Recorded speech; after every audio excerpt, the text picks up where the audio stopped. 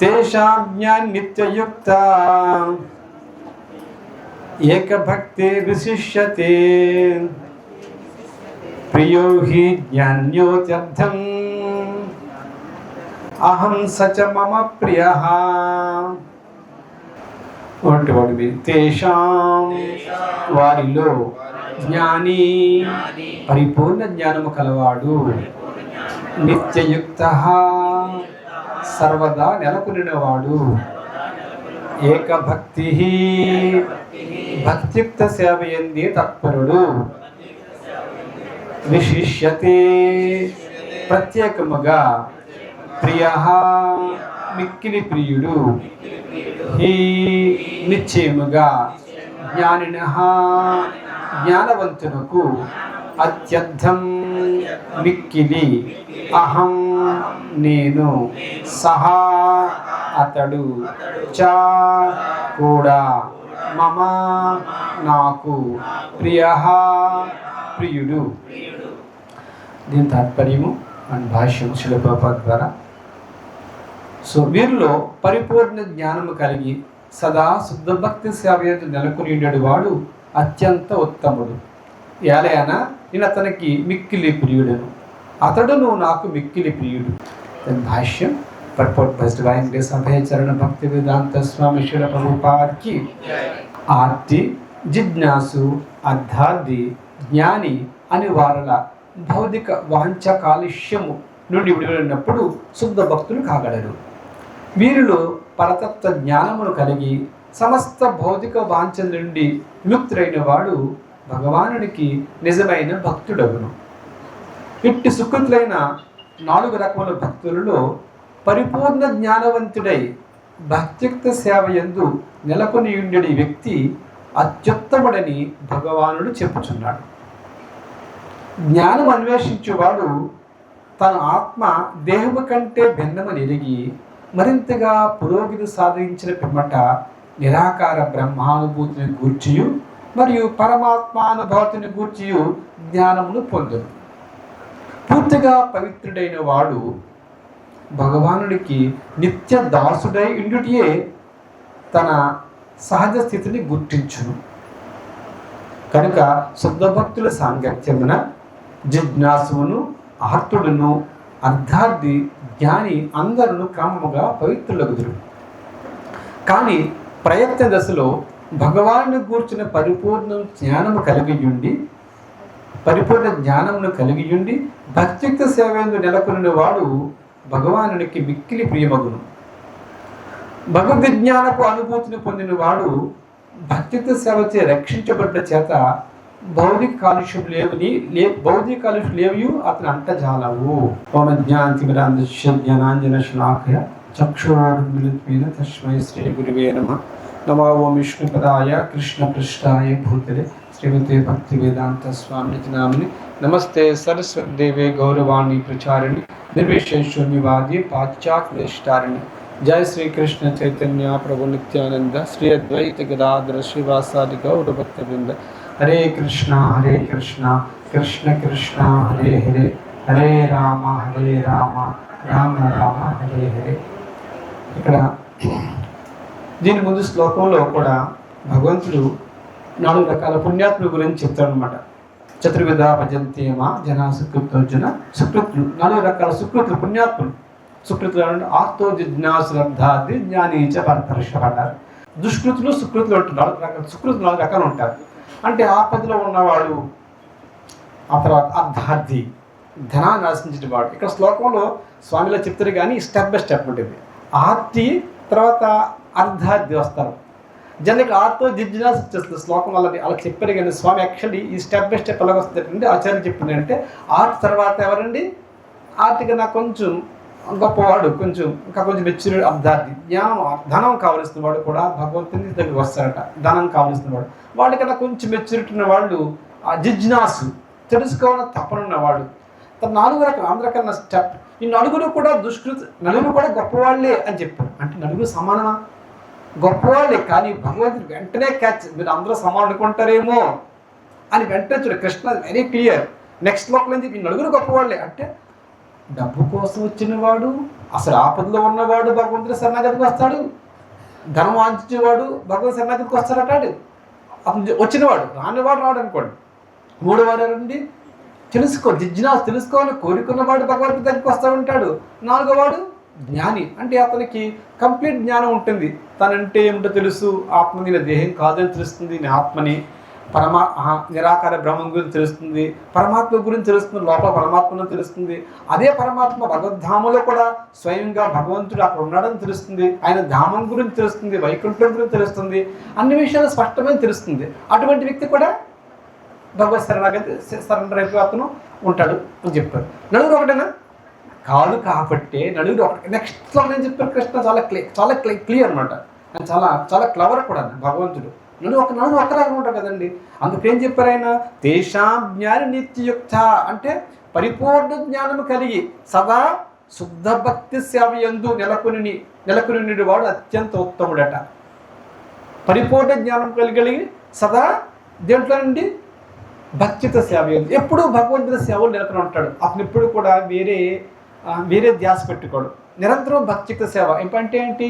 ఎప్పుడు శ్రవణం చేయటం ద్వారాను, భగవన్ నామస్మరణ కీర్తన చేయడం ద్వారాను, లైక్ ప్రభుపాద వారు ఎప్పుడు కీర్తన అంటే ఆయన ఎప్పుడు ప్రచారం చేస్తూనే ఉండేవారు. ఇతరుల కోసం ఈ జ్ఞానం ఇస్తూ ఉంటారు. శ్రవణము, కీర్తనము, స్మరించటము, దాస్యము, సత్యము, ఇవన్నీ కూడా పూర్తిగా భగవంతుడి కోసమే వాడు పాటలు పెడుతూ ఉంటారు. పూర్తి జ్ఞానవంతుడు, ఎక్కడ డీవియేట్ కాడు. కొంచెం కూడా కాస్త అటు ఇటు చేరండి, కాస్త మన భౌతికమైన కాస్త ఆధ్యాత్మికమైన కాస్త ఒక స్టెప్ అక్కడ అలాగే ఉండరు. శుద్ధ భక్తి ఎటువంటి వారు పూర్తి జ్ఞానవంతులు ఎలా ఉంటాడు? కంప్లీట్గా భగవంతుని ఆశ్రయించిన వాడు మీరందరికైనా ఉత్తమం చెప్పారు. ఆపదలో ఉన్నప్పుడు మనం ఎప్పుడు ఆపద వచ్చినప్పుడు అప్పుడు మాత్రం ఒక గుడికి వెళ్తారు, అప్పుడు కొబ్బరి కొట్టేస్తారు, గుడికి వెళ్తారు, ప్రదక్షిణ చేస్తూ ఉంటారు. స్వామి నా కష్టం నుంచి బయటపడతారు, మళ్ళీ మామూలు అయిపోతారు కదా. అది నిజమైన భక్తి అవ్వదు. నిరంతరము భక్తి సాగండి ఇప్పుడు సతతం ఎప్పుడూ కూడా భగవంతుడు సేవించే వాళ్ళు నిజమైన గొప్ప భక్తులు చెప్పారు. ఆపదలో ఉన్నప్పుడు కాదండి. భగవంతుడు మన వాడు ఏం ఆశిస్తున్నాడు, ఏం ఆజ్ఞాపిస్తున్నాడు? అరే నువ్వు ఇంద్రియ భోగం కోసం కాదు నీ జీవితము, not for ever self gratification. నీవు నా సేవలో ఉండాలి అని అందుకోసమే భగవంతుడు మంచి రూపం ఇస్తున్నాడు మనిషికి. ఈ మానవదేహం వచ్చిందంటేనే మీ ఇంద్రియాల ద్వారా నా సేవ చేస్తారు, సేవ చేసుకోవడం కోసం. అది ఆయన ఆజ్ఞాపం. గుడికి వెళ్ళాలి, దర్శించుకోవాలి. ఇంట్లో ఉన్న సరే ఇంట్లో స్వామి చిన్న మూర్తి కానీ లేకపోతే ఫోటో కానీ చక్కగా అలంకరించుకుని ఆయన దర్శనం చేసుకోవటం, ఈ చేతులతో భగవంతుడి సేవ చేయటము, పూలమాల కడటము, ఆలయాన్ని క్లీన్ చేయటము, ఈ చేతులు ఏదైనా సేవ చేయటం భగవంతుడు సంతోషపెట్టడం కోసం, చెవులతో భగవంతుడి కోసం వినటము, శ్రవణం బాగా చేస్తూ ఉండాలి. చెవులతో ఆయన నోటితో భగవంతుడి నామాన్ని ఉచ్చరించడము, కీర్తించడము, ఆయన కోసం చెప్పటము, ఇది కీర్తన అంటాము. ఈ నాలుగుతో ఆయన స్మరించటము. ఈ విధంగా ప్రతి ఇంద్రియాలని కూడా భగవత్ సేవ వినియోగించుకోవాలి. చాలామంది భయపడతారు, అయ్యో కృష్ణ భక్తులకు వెళ్తే అన్ని నిరోధం కంట్రోల్ చేసుకోవాలంటారు. అని ఏమి కంట్రోల్ చేసుకోలేదే బాబు, నువ్వు మంచిగా తయారవ్వాలని కోరిక. ఆయన ఆశించేది ఆజ్ఞాపి అదే. భగవంతుడు ఆజ్ఞాపించేది ఆశించేది ఏదండి? మీరు నా సేవలో ఉండాలి. నా సేవలు దూరం అయిపోతున్నారు. మీరు దూరం కాకుండా ఉండాలనుకుంటే నా సేవలో ఉండాలి.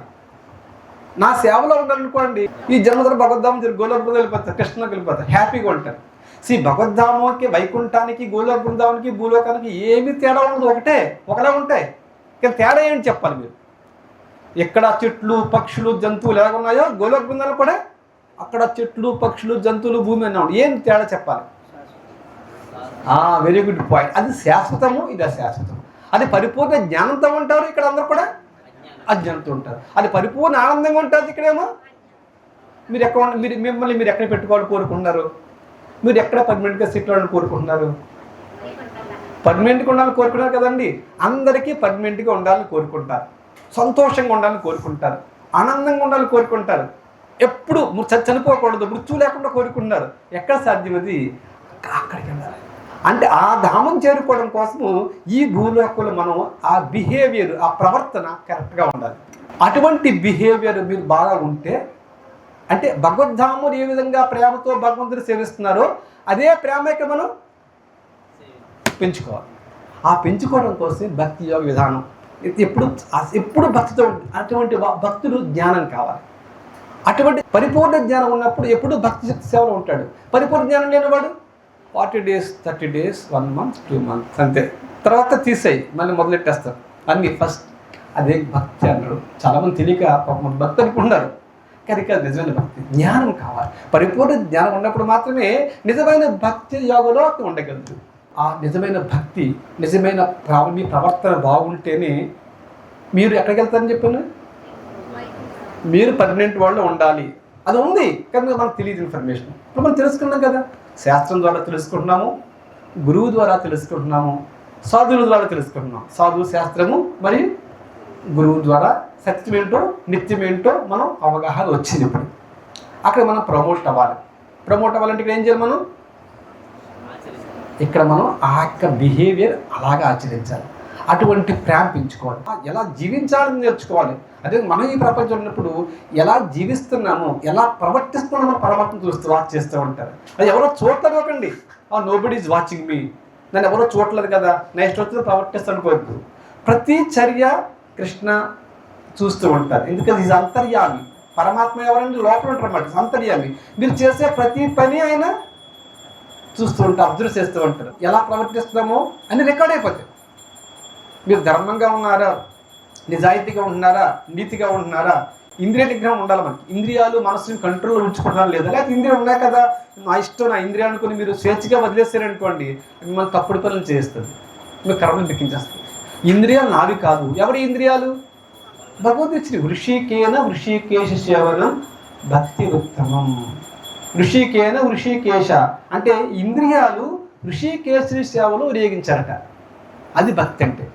ఈ దేహాన్ని, ఇంద్రియాలని, ఈ మనసుని ఋషికేశ అంటే ఇంద్రియాలకి అధిపతి, ఆయనకి సేవించాలి. అదే ఆయన ఆజ్ఞాపన, అదే ఆయన ఆదేశం. నా పరిపూర్ణ జ్ఞానంతో నిరంతరము భక్తియుక్త సేవలో నెలకొన్నవాడు, నిరంతరము ఎప్పుడూ భక్తియుక్త సేవ నెలకొన్నవాడు అతను అత్యంత ప్రియుడు. అతనికి అనన్య చింతయంతోమా ఏ జనా పరిపదేశాన్నిత్యాభియుక్తానాం యోగక్షేమం వహామ్యహం. నేను అటువంటి యోగక్షేమం నేనే చూసుకుంటాను. కొందరికి అనుకుంటారు, ఏమంటే భక్తులు ఏమి చేయరేంటి, వాళ్ళు హరే కృష్ణ అనుకుంటారు రాష్ట్రమాటని, ఎప్పుడు జపం. వాళ్ళు చూసి అసూయ పడుతూ ఉంటారు కొంత భక్తులు. అసలు ఎందుకంటే వీళ్ళు ఎప్పుడు జపమాలు పడి హరే కృష్ణ అంటూ ఉంటారు. హ్యాపీగా వాళ్ళు మంచి ప్రసాదం తీసుకున్నారు, నాట్యం చేస్తున్నారు, డ్యాన్స్ చేస్తున్నారు భగవంతుడి సన్నిధిలో.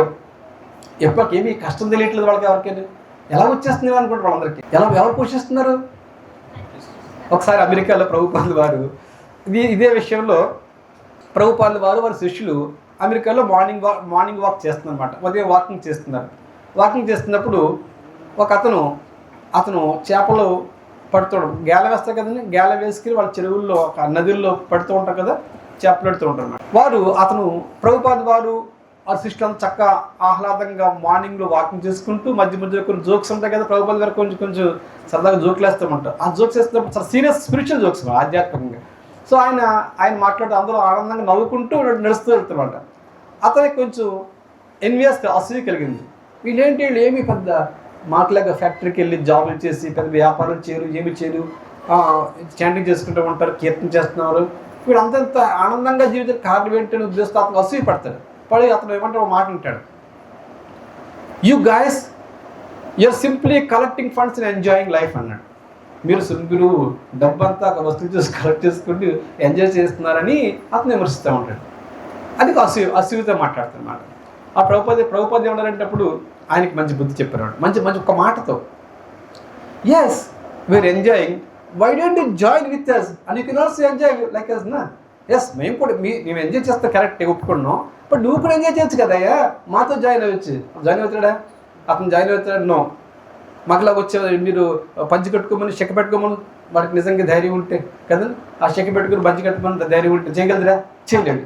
కానీ చేసేవాడు చూస్తే అతను జపం చేసుకుంటే వారంలో పోతుంది. సో ఆ విధంగా ప్రభుపాదుల వారు ఒక చొరకేస్తారు అన్నమాట. ఏ ప్రశ్నకైనా సరే ఆయన సమాధానం చాలా పర్ఫెక్ట్గా ఉంటుంది, బికాస్ ప్యూర్ డివోటీస్. శుద్ధభక్తులు ఎప్పుడు కూడా ఈ భౌతిక కర్మశాలకు ఏమీ ఎఫెక్ట్ అవరు.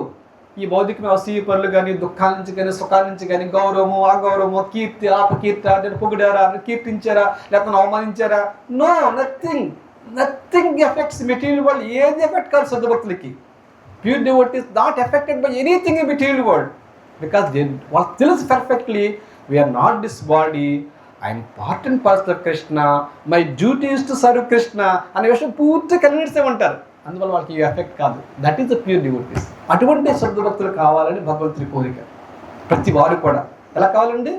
శుద్ధ భక్తులకు కావాలి.